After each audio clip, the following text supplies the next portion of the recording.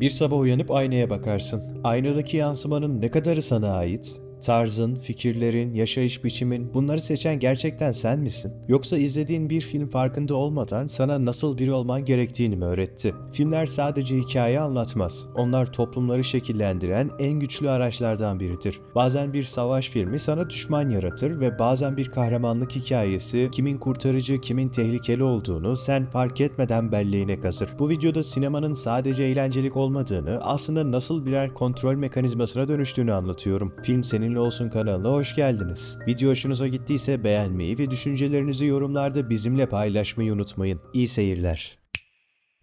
Bu konuyu daha iyi anlayabilmemiz için 1914'te Birinci Dünya Savaşı'nın karanlık başlangıcına dönelim. Cephelerde yaşanan dehşet çok geçmeden sokaklara, evlere, hatta her insanın yüreğine kadar nüfuz etti. Umudunu yitiren, inancını sorgulayan bir halkın savaşa seferber olması neredeyse imkansızdı. Tam da bu sırada devletler devreye girdi. Görevleri halkın moralini yükseltmek ve cepheye desteği arttırmaktı. Elbette silahların yanı sıra en güçlü ifade biçimlerinden biri o günün yeni teknolojisi sinemaydı. Önceleri ABD ve İngiltere tarafından sadece bilgilendirmek, savaşın gerçek yüzünü göstermek için kullanılan görüntüler kısa sürede bambaşka bir güce dönüştü. 1916'da İngiltere'nin seyirciyle buluşturduğu Battle of the Somme gerçek cephe görüntülerini bir belgesel kurgusuna dönüştürdü ve tam 20 milyon izleyiciye ulaştı. O dönemde görülmemiş bir etki. Salonları dolduran halk bir anda haklı savaşa inandı. Devletin "biz haklıyız, bize destek olun" mesajı mücadele duygusunu güçlendirdi. Bu başarı diğer ülkelerin de dikkatini çekti.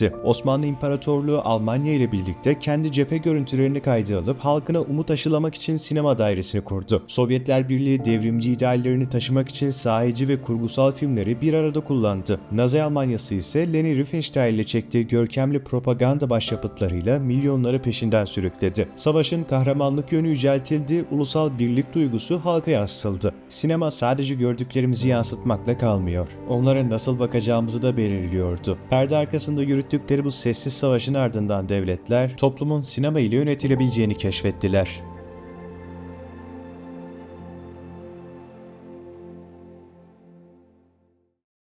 Bugün geldiğimiz noktada sinemanın algı yönetimindeki gücünü her zamankinden daha net görüyoruz. Stanford Üniversitesi'nde yapılan bir araştırma, suçlu damgası yemiş bir topluluğun hikayesini anlatan bir filmde izleyicilerde derin bir empati uyandırdığını gözlemlemiş. Adil yargılanma talebinin daha güçlü desteklendiği ortaya çıkmış. Bu durum size bir yerden tanıdık geliyor mu? Suçun ve suçlunun övüldüğü film ve dizilere ülkemizde sıkça rastlıyoruz. İşin korkunç yanı ise bunların hayal ürünü olmaması. Bir adamın ejderhalarıyla savaştığını gören bir genç kalkıp da sokakta yana yakıla ejderha aramaz sanırım. Ancak bir katilin saygı gördüğü, cezaevlerinde krallar gibi yaşadığı, yaptığı her pisliğin yanına kâr kaldığını görünce içindeki bu potansiyeli çıkartmak istemez mi? Her insan izlediği film ve dizilerden etkilenseydi zaten işimiz vardı. Ancak her toplumda etkilenmeye müsait bir kesimin olduğunu da unutmamak gerek. Öte yandan günümüz propagandası çok daha ince işliyor. Kahramanlık filmleri kahraman devlet figürünü yüceltirken, distopik yapımlar izleyiciyi kendi seçimlerinin, teknolojinin ve küresel krizlerin ortasında konumlandırıyor. Burada amaç sadece hikayeyi izletmek değil, ben bu toplumun neresinde duruyorum sorusunu zihinlere kazımak. Her sahne bizi düşündürüyor, sorgulatıyor ve bazen de harekete geçiriyor. İşte bu yüzden bazı filmler gösterildikleri salonlarla sınırlı kalmayıp hayatın içine sızıyor. Zihinlerde ve kalplerde iz bırakıyor. Örneğin Matrix'i izledikten sonra gerçeklik kavramını sorgulayan birçok kişi oldu. Fight Club ise sistem eleştirisini popüler kültüre taşıdı. Ya da sizlere yerli bir örnek olan Takva filminden bahsedeyim.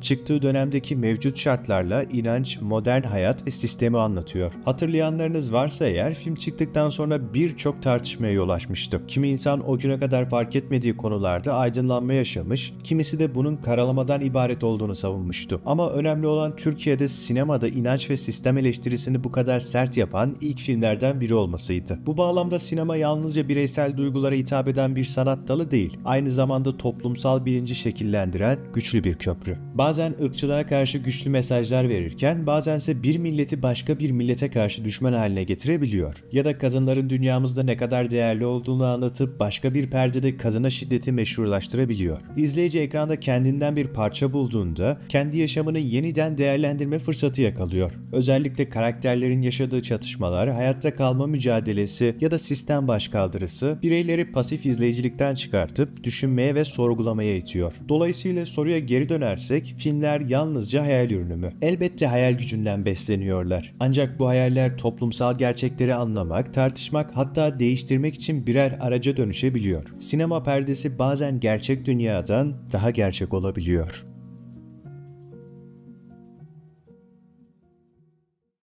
Bir filmin insanın gündelik tarzını değiştirmesi normal bir şey. Hatta çoğu zaman filmler ve diziler modaya yön verirler. Bu sebeple bizlerin kapısından bile geçemeyeceğimiz markaların pahalı elbiseleri oyuncuların üstünde sergilenir. Sektörde çalışan stil danışmanları karakterlerin geçmişi, kişiliği ve hikayesi doğrultusunda gardırop seçer. Bu seçimler izleyicinin zihninde o karakter gibi giyinmek isteği uyandırabilir. Örneğin La Casa de Papel dizisinden önce kırmızı tulumlar ve Salvador Dali maskeleri sizler için ne ifade ediyordu? Kocaman bir hiç. Ancak dizinin yayınlanmasıyla birlikte direnişin sembolü haline geldi. Dizi öyle büyük bir etki yarattı ki dünya çapında birçok protestoda insanlar bu maskeleri takıp kırmızı tulumlar giyerek sokağa çıktı. Çünkü dizi sadece bir banka soygununu anlatmıyordu. Aynı zamanda düzene, adaletsizliğe, eşitsizliğe karşı bir başkaldırı hikayesiydi. İzleyiciler de kendi hayatlarına bakıp bu adaletsizlik karşısında artık eğilmek istemediklerini hissettiler. Örneğin Fransa'daki sarı yelekliler protestolarında, Şili'deki öğrenci yürüyüşlerinde,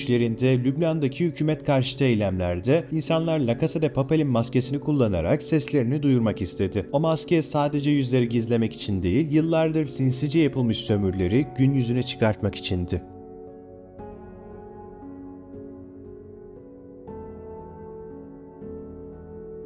Keşke izlediğimiz her filmi, her karakteri, her hikayeyi eleştirel gözle izleyebilsek. Kimin neyi neden anlattığını, arka plandaki mesajı fark edebilsek. İşte o zaman sinema bizi değil, biz sinemayı yönlendirmiş oluruz. Unutmayın, perde sadece gördüğümüzü değil, görmek istediklerini de gösterir. Çünkü sinema sadece bir eğlence aracı değil. O bazen bir ders kitabı, bazen bir mesaj, bazense kelimelere dökülemeyen duyguların tercümanı. Her sahne bir pencere. Kimisi dışarıya açılır, kimisi içimize. Ama yeter ki o pencereye sadece bakmakta kalmayalım. Onun ardında ne olduğunu da merak edelim. Film izlerken biraz yavaşlayalım. Sadece aksiyonun, dramın ya da romantizmin büyüsüne kapılıp gitmeyelim. Çünkü her sahne sadece bir kurgu değil, aynı zamanda bir mesaj taşıyor. Bize neyi düşündürmek, neyi unutturmak istediklerini fark edelim. Kimi zaman bilinçli bir tercih gibi görünen fikirler aslında önceden bizim adımıza çoktan seçilmiş olabilir. İyi bir film yalnızca bir hikaye anlatmaz. Zihnimize bir bakış açısı yerleştirir. Topluma dair, kimliklere dair, sisteme dair. O yüzden soru şu olmalı: İzlediğimiz şey bizim düşüncemiz mi yoksa bize düşündürülmek istenen mi? Her film bizi dönüştürmeyebilir ama bazı filmler ve diziler vardır ki farkında olmadan bizi yönlendirir. İşte o zaman bu savaştan daha da tehlikeli olur.